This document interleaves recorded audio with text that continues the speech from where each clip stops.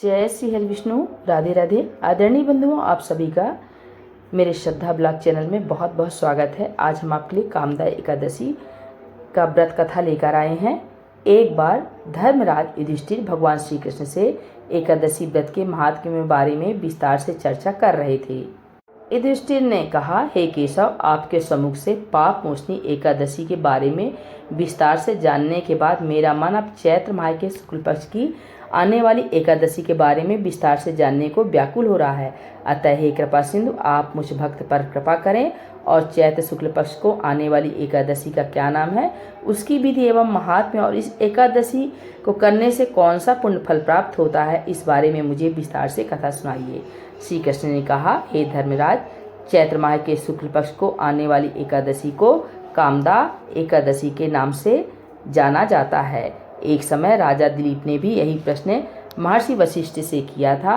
उसके उत्तर में महर्षि वशिष्ठ ने जो कथा उन्हें सुनाई थी वही मैं आपको सुनाता हूँ। एक समय की बात है, प्राचीन काल में भोगीपुर नामक एक नगर हुआ करता था। इस नगर में अनेकों किन्नर, गंधर्व तथा अप्सराएं वास किया करती थी। उन्हीं में से एक स्थान पर ललिता और ललित नामक गंधर्व अपने विशाल भवन में निवास किया करते थे। इन दंपति में अपार स्नेह और प्रेम व्याप्त था। उस समय भोगीपुर में पुंडलिक नामक एक पराक्रमी राजा का शासन हुआ करता था और ललित राजा के दरबार में उपस्थित प्रमुख गंधर्वों में से एक था। वो राजा को अपना संगीत और गाना सुनाकर उनका मनोरंजन किया करते थे। एक समय की बात है, राजा के दरबार में सभी गंधर्व राजा के मनोरंजन हेतु गान प्रस्तुत कर रहे थे और ललित भी राजा को गाना सुना रहा था। तभी ललित को अपनी भार्या ललिता का स्मरण हुआ और वो गाते गाते विचलित होकर रुक गया। उसके सुर डगमगाने लगे और राजा भी एक पल चौंक उठे कि यह कैसा बेसुरा राग गा रहा है। राजा के दरबार में उपस्थित कारकोट नामक सर्प ने ललित के मन के भाव भांप लिया और उसने राजा से पदभंग होने का कारण बता दिया। कारण जानकर राजा पुंडलिक अत्यधिक क्रोधित हुआ और उन्होंने स्पष्ट स्वरों में गंधर्व ललित को श्राप दे दिया। पुंडलिक ने कहा, दुष्ट गंधर्व, तू मेरे सामने गान प्रस्तुत करते समय अपनी भार्या को स्मरण कर रहा है, अतः तू नरभक्षी दैत्य बनकर अपने कर्म का फल भोग। राजा पुंडलिक के श्राप से गंधर्व ललित उसी क्षण विशालकाय दैत्य में परिवर्तित हो गए।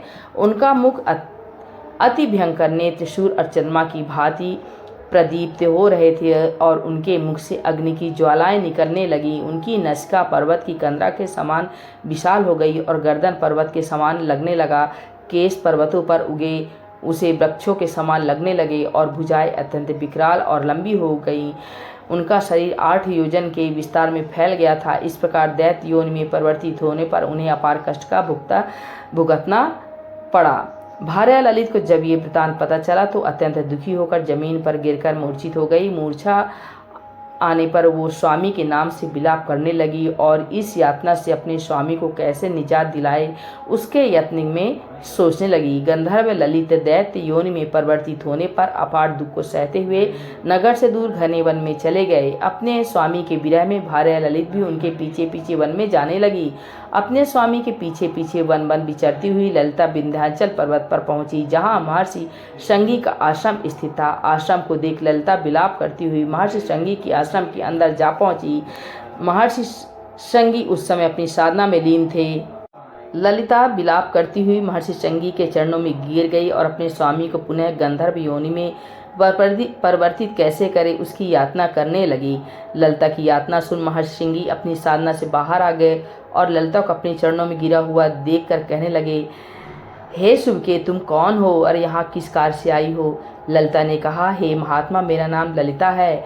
मेरे स्वामी राजा पुंडलिक के श्राप से दैत्य योनि में परिवर्तित हो गए हैं, अतः मैं अत्यंत दुखी हूँ। हे मुनिश्रेष्ठ, आप मेरे स्वामी का उद्धार कैसे हो उसका उपाय बताए। महर्षि शंगी ने कहा, हे गंधर्व कन्या, अब चैत्र माह के शुक्ल पक्ष में आने वाली एकादशी आ रही है। इसे कामदा एकादशी भी कहते हैं।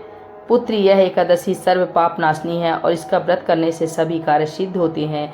अतः तुम भी अपने स्वामी की मुक्ति के लिए यह व्रत करो और व्रत समाप्ति पर इस व्रत से प्राप्त हुआ पुण्य फल अपने स्वामी को अर्पित करो। इससे व्रत के पुण्य फल के प्रभाव से निश्चित रूप से तुम्हारे पति को दैत्य योनि से मुक्ति प्राप्त होगी और राजा पुंडलिक का श्राप भी शांत हो जाएगा।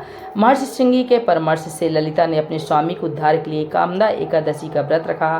व्रत उसने पूरी निष्ठा और श्रद्धा से पूर्ण किया और ब्राह्मणों की उपस्थिति में हाथ में जल लेकर संकल्प लेते हुए प्रभु श्री विष्णु का ध्यान कर उसने कहा, हे कृपा सिंधु, आपकी कृपा से मैं यह कामदा एकादशी व्रत पूर्ण कर पाई हूँ। अतः मैं अपने इस व्रत का पुण्य फल अपने स्वामी को अर्पित करती हूँ और प्रार्थना करती हूँ कि वो अपनी दैत्य योनि से मुक्त हो। व्रत के पुण्य फल को अर्पित करके वहीं ललित अपनी दैत्य योनि त्याग कर पुनः गंधर्व योनि में परिवर्तित हो गए। वह पुनः सुंदर वस्त्र आभूषणों से सुसज्जित होकर भार्या ललित के साथ विहार करने लगे और अंततः स्वर्गलोक में चले गए। इस प्रकार कथा का समापन करते हुए वशिष्ठ मुनि ने कहा, हे राजन, यह एकादशी का व्रत समस्त पापों को हरने वाला है। इस व्रत को पूरी विधि विधान से पूर्ण करने पर दैत्य, दानव, राक्षस आदि योनि में अपने पाप भुगत रहे प्राणियों की मुक्ति हो जाती है। पूरे संसार में इसकी बराबरी करने वाला कोई दूसरा व्रत नहीं है। इस प्रथा के पठन या श्रवण मात्र से वाजपेय यज्ञ का फल प्राप्त होता है। श्री कृष्ण के श्रीमुख से संपूर्ण कथा का वर्णन सुनने के पश्चात राजा युधिष्ठिर तृप्त हुए। बोलिए एकादशी माता की जय, भगवान विष्णु की जय।